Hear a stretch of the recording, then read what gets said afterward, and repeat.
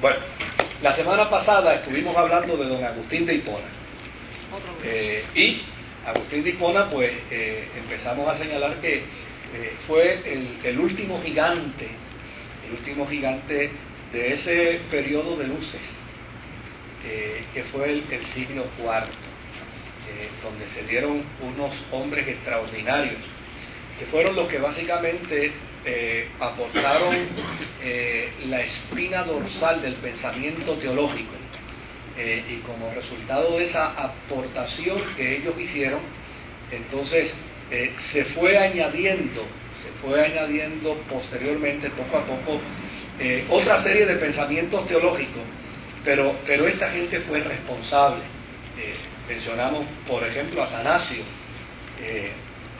que fue el gran sostenedor del primer concilio de Nicea, donde la Iglesia sostuvo y afirmó el concepto de la Trinidad, por entender que era un concepto de la Iglesia del primer siglo.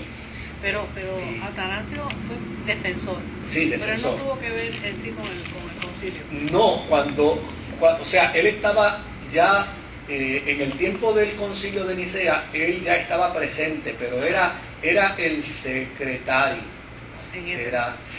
Era el secretario. Y después se destacó por la apologética. Pero después se destaca, obviamente, como resultado de la apologética.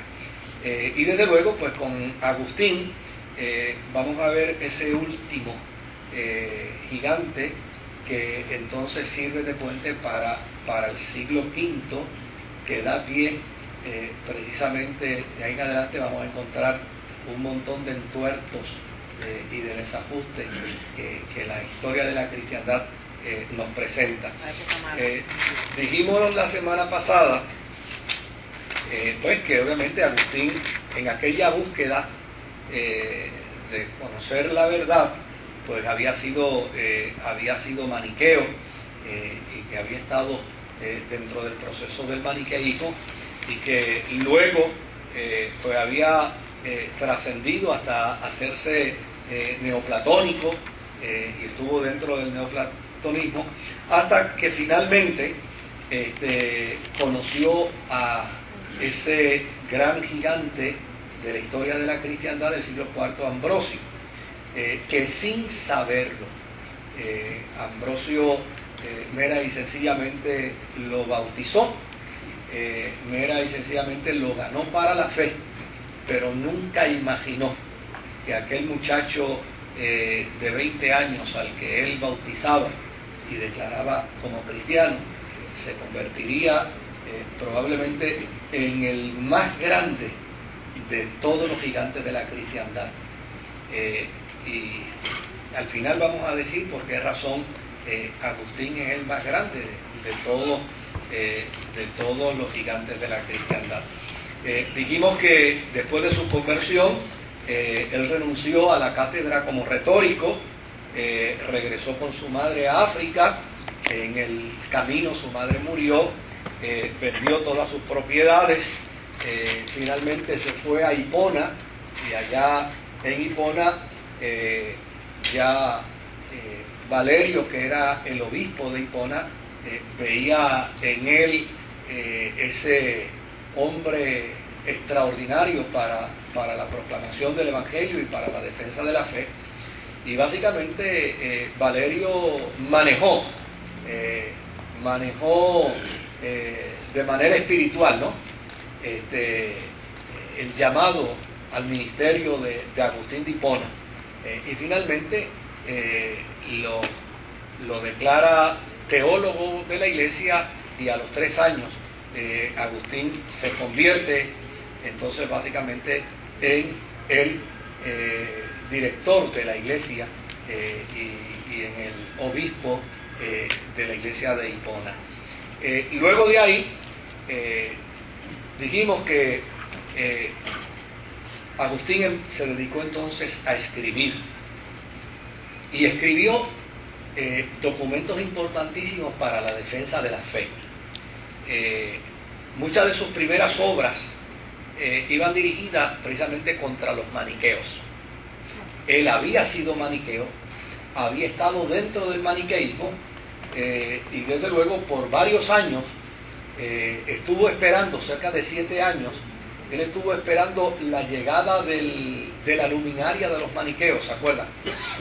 Para que le clarificara las dudas que él tenía, y resultó ser que cuando llegó la luminaria de los maniqueos, él dijo que era más ignorante la luminaria que todos los que le seguían juntos, los proponentes.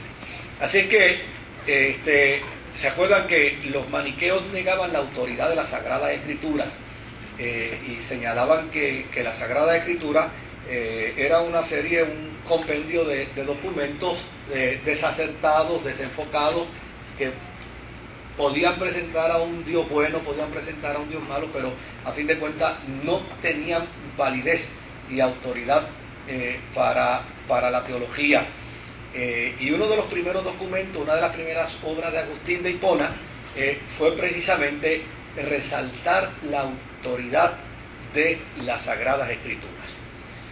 Luego de ello escribió otro documento que lo dirigió precisamente en contra de los maniqueos también, para hablar sobre el origen del mal. Y también entonces escribió un tercer documento, que fue el documento sobre el libre albedrío. Claro, en ese documento del libre albedrío, él refutaba a los maniqueos, porque él entendía que ahí estaba la médula de toda la distorsión teológica de los maniqueos. Por ejemplo, los maniqueos decían que todo estaba predeterminado. Es decir, el hombre venía al mundo, el ser humano, venía al mundo y ya estaba predeterminado toda su vida, todo lo que realizaba, todo lo que hacía, toda su función ya estaba predeterminada. Era como si el ser humano viniera al mundo como un robot, ¿no? Como un producto en el conveyor del proceso de elaboración y de calidad, y por ahí iba funcionando hasta que finalmente lo llevaban al estante de la tienda y luego a la alacena de la casa. Y desde luego, otra de las cosas que ellos postulaban era que el ser humano no tiene o no tenía libertad alguna. Claro, si está predeterminado por Dios, pues entonces no tenía ninguna capacidad de libertad. Para esto, Agustín postuló en su escrito una serie de cosas interesantísimas que yo he tratado de poner al cristiano, ¿verdad? A ver si lo podemos explicar y lo podemos manejar de una manera más simple. Si este era el problema, ¿no?, de que Dios había predeterminado la vida de los seres humanos, y si el problema era que los seres humanos no tenían libertad, por lo tanto tal cosa como libre albedrío no existía en el ser humano, entonces Agustín refuta a los maniqueos postulando lo siguiente. Lo primero que él postula es que la libertad humana, la libertad que usted y yo tenemos, es tal que esa libertad es nuestra propia causa. Es decir, cuando actuamos libremente, lo hacemos no por tal o cual razón externa, o por tal o cual inclinación, sino por nuestra propia naturaleza, movido por nosotros mismos. Es decir, para Agustín, la libertad es algo intrínseco en la vida del ser humano. Los seres humanos hemos nacido con esa libertad. Por lo tanto, la causa primaria del ser humano es precisamente trabajar en favor de su libertad. Claro, el planteamiento de Agustín viene bien hilado, bien sostenido, precisamente por aquella conversación de la serpiente en el huerto del Edén, donde la intención de la serpiente fue provocar una acción equivocada en el hombre sobre pretexto de su libertad, con que a vosotros Dios ha dicho, ¿verdad?, que no coman de este árbol. No saben ustedes que tienen esa libertad.